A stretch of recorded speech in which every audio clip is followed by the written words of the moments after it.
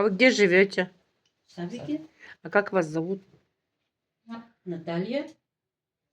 А сколько вы лет играете на баяне? Ой, я уже его забыла, баян. С детства вы учились где-то?